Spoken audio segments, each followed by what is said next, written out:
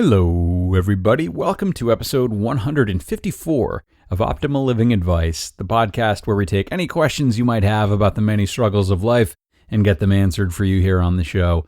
I am your host, certified life coach Greg Audino, and today's question is about how to overcome all the family obligations and promises we've made to others when they are clearly taking away from our own hopes and dreams. The sense of nobility surrounding family duties is very real, but what about us? What about us? Today's listener has found themselves in that very spot and come to us for help. So let's see what we can do. Here's the question. I am always doing for others and not making time for myself. I am the oldest of 7, have no kids of my own, but my mom relies on us to help her with the little kids more often.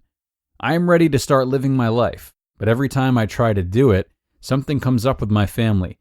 I really just want to focus on me, but my family needs me.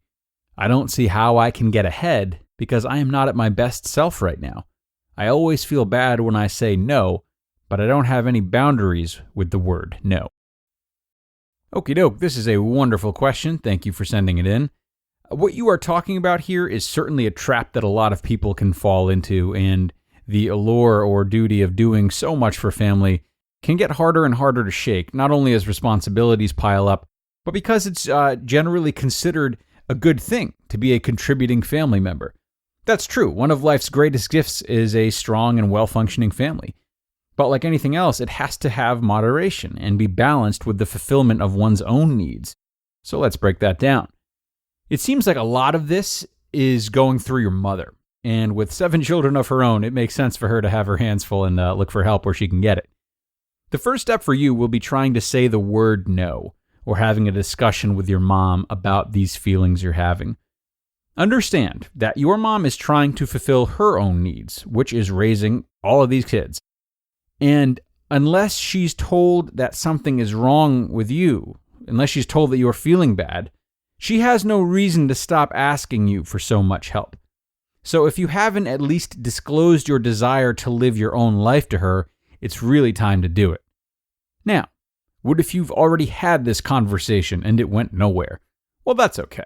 I encourage that you try to have this conversation again, but this time step into your mother's shoes and be very cognizant of what she needs and how she might be hearing the words that you are saying. When emotions like yours pile up, it's easy to just blurt them out without structure and maybe even be a little aggressive. We don't want that. So whether it's for the first, second, or third time, approach your mom with precision and gentleness. This means citing specific things that you want to do with your life and why you feel they're important. The clearer and more detail-oriented you are, the easier it'll be for her to paint a clear image of what you're trying to do and why you're trying to do it, and the more likely she'll be to take you seriously and support you. Also, for the sake of meeting her needs and the desire I'm sure you feel to remain close with your family, take some time to think about any benefits there might be for the whole family if you are able to live your life more for you. Don't forget that just because you are spending more time on you does not mean you're not still helping the family, maybe even more so. Keeping this in mind will make saying no to certain requests a whole lot easier. Maybe by pursuing your own dreams, you'll be a more enthusiastic caregiver because you'll be a happier person overall. Maybe you'll start a new career that will help you bring in some more money into the family. Think hard about this and be sure to present it to your mother. If her main goal is keeping this large family up and running, any reason you can provide her with that makes her feel like that will be done will work heavily in your favor. And in addition to letting her know how your independence can help her in the future, you may also want to let her know how you can still contribute right now. For example, ask your mom what the most important things are that she needs you to do to help her, and work together to put a schedule together that ensures that you accomplish them. And outside of the time spent helping her out with these things, that's the time you can take to help build up your own future the way that you would like to. Both you and your mom need to realize that you creating a new life for yourself does not have to mean that your contributions to your family are going to be neglected. Now, lastly, I want to touch upon your concerns about not being able to get ahead. I hope that what I've talked about so far has helped you figure out how you can start taking more time for yourself in a way that feels good both for you and your mom.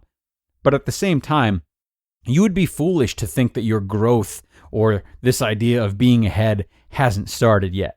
Though you might be getting a later start than you'd like in terms of building your own life, the time so far has not been wasted. While you may not feel ahead in certain areas, there are certainly plenty that you are ahead in, thanks to all the work you've done within your family. For example, I am sure you're much more ahead than the average person when it comes to childcare, home maintenance, family bonding, and other related ideas. Your skills in those areas would be highly advantageous in some professional fields, and even more so when it comes to your own personal future.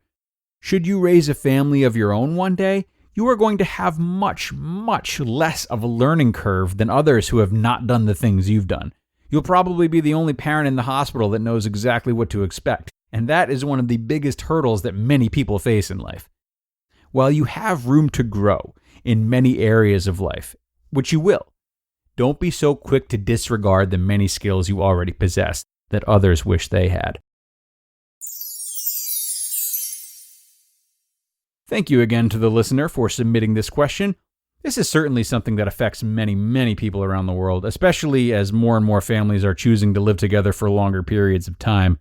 Generations past have certainly put value on always putting family first, but we still have the itch to make a life for ourselves, and hopefully our asker today can now start to sufficiently scratch said itch.